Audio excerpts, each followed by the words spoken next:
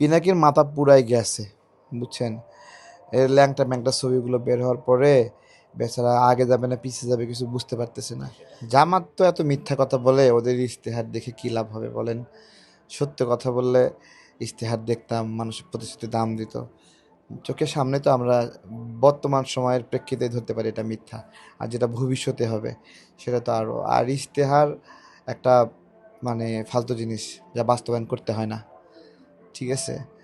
হ্যাঁ, মানুষকে ইশতেহার দেখে না, তার সামগ্রিক আচরণ, দীর্ঘ সময় লড়াই সংগ্রাম, কমিটমেন্ট দেখে ভোট দেওয়া উচিত। তারপরে যা যা প্রয়োজন হবে প্রয়োজন অনুযায়ী সে প্রয়োজন মেটাবে। ইশতেহারে অনেক গাল গল্প লিখে আপনার হলো কি হয়, আমরা ওইভাবে ইশতেহার কেন্দ্রিক না, তো আমরা সুনির্দিষ্ট কিছু সমস্যা আছে এলাকায়, সেগুলো সমস্যা সমাধানের আশ্বাস দিচ্ছি আর কি।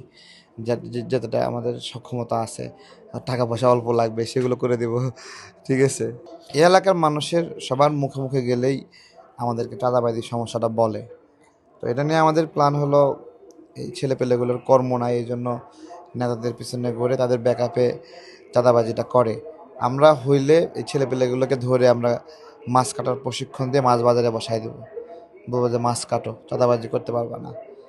এরপরে যখন ওরা মাছ কাটবে, টাকা ইনকাম করবে, ওদের গডফাদাররা যারা ছিল ওরা ওদের কাছ থেকে যখন চাঁদা নিতে আসবে তখন বুঝতে পারবে যে আয়ের টাকা কেউ কিনে নিলে কেমন লাগে। তো আমরা কর্মমুখী একটা ব্যবস্থাপনা করতে চাই, সবাই মিলে কাজ করব, দেশ গড়ব, এইটাই আমাদের প্রতিশ্রুতি। একটা ফুটের দোকানদার আমাদের পাশ দিয়ে যাচ্ছিল, তা কিছু মালামাল কিনে তার কাছে একটা প্রজাপতি সংগ্রহ করানো ছিল, সে আমাদের প্রজাপতি উপহার দিয়েছিল। এছাড়া চল্লিপিতে অনেকে পকেটের মধ্যে কিছু কিছু টাকা দেয়, যে ভাই এটা লাগবে আপনার, খাইয়েন আপনারা সবাই মিলে। এভাবে সাপোর্ট দিচ্ছে সবাই, এভাবে টিকে আছে এখন পর্যন্ত। অনেকে তো আগে থেকে সিল টিল বানায় নিচ্ছে, ব্যালট পেপার প্রিন্টের, এগুলো অনেক কিছু দেখা যাচ্ছে। এটা একটা দুশ্চিন্তার বিষয়।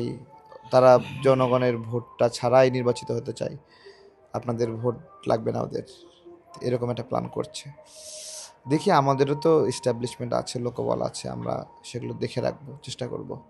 আমার ব্যয়গুলো এরকম করে হয়, ধরেন আমি 50,000 লিফলেট বানাতে চাই, ওইটা আমি প্রমোট করি, ওইটা কেউ পাইলে ওটা বন্ধ করে দেয়, আবার ক্যাম্পেইনটা আবার শর্ট পড়লে আবার বলি, এইভাবে।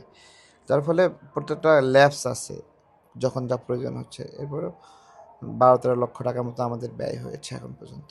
দেখুন, আমাদের বড় বড় যে ব্যবসাগুলো আছে, ব্যবসায়ীরা এমপি হয় অথবা এমপিরা ব্যবসায়ী হয়, এইভাবেই বড় এস্টাবলিশমেন্টগুলো, বড় বড় উদ্যোগ, লক্ষ লক্ষ মানুষের কর্মসংস্থান হয়। সে জায়গায় ঋণের একটা লেনদেন কার্যক্রম থাকে। 2006 সালে বিএনপি সরকারের পতনের পরে যারা বিএনপির ব্যবসায়ী ছিল, রাজনীতি করত, তারা সবাই অনেকটা দেউলিয়া হয়ে যায়। দীর্ঘদিন তারা তাদের ব্যবসাগুলো আস্তে আস্তে টেক ওভার করা হয়। ব্যবসা টেক ওভার হয়ে যায়, কিন্তু ঋণ কিন্তু নিজের নামে থেকে যায়। এই জায়গাগুলো রিকভার করার চেষ্টা করতেছে বিএনপির ভাইয়েরা। হ্যাঁ, তারা তো ক্ষতিগ্রস্ত, তারা তো আর জামাতের মতো লিয়াজু করে মানে আওয়ামী লীগের কাছে ভালো হয়ে থাকে নাই। এই তো যেভাবে বিএনপিপন্থী ব্যবসায়ীরা ক্ষতিগ্রস্ত হয়েছিল, তারা নির্বাচন করছে, তারা তো এই এতদিন পরে একটা সুযোগ পেয়েছে তাদের ঘুরে দাঁড়ানোর জন্য, ব্যবসা বাণিজ্য আবার করার জন্য। এই গণ অভ্যুত্থানে উপদেষ্টা পদে থেকে আবার নির্বাচন করছে না, তা কোনো কিছু তো নিয়মের মধ্যে নাই। সুতরাং যে সকল ব্যবসায়ীরা ক্ষতিগ্রস্ত হয়েছে, রাজনৈতিকভাবে খুব রিপুটেড, তাদের অনেক অবদান আছে। যেমন কুমিল্লার মুন্সি সাহেব, সে 4বারের এমপি, তার অনেক সার্ভিস আছে না রাষ্ট্রের প্রতি। তাহলে সে ব্যবসায়িকভাবে ক্ষতিগ্রস্ত হয়েছে, আরও অনেকে ক্ষতিগ্রস্ত হয়েছে। এখন যারা আওয়ামী লীগের আছে, তারা বড় ব্যবসা করতো, যেমন নাসা গ্রুপের যে ব্যবসায়ী, উনি কিন্তু আহ, হাজার হাজার মানুষের কর্মসংস্থান করছে, ঋণ নিয়ে করছে। ওনাকে আটক করে রেখে দিয়েছেন, উনি এখন ঋণ খেলাপি হয়ে গেছে। তো ওনাকে ব্যবসা করার সুযোগ না দিলে তো উনি ঋণ খেলাপি হবেই। তো এইভাবে বিএনপি নেতাকর্মীরাও একসময় এবার একইভাবে আটক হয়েছিল।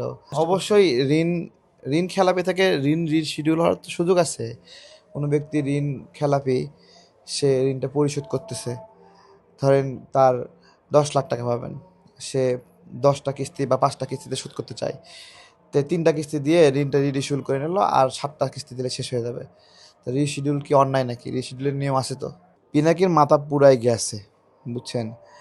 এর ল্যাংটা ম্যাংটা ছবিগুলো বের হওয়ার পরে বেচারা আগে যাবে না পিছিয়ে যাবে কিছু বুঝতে পারতেছে না।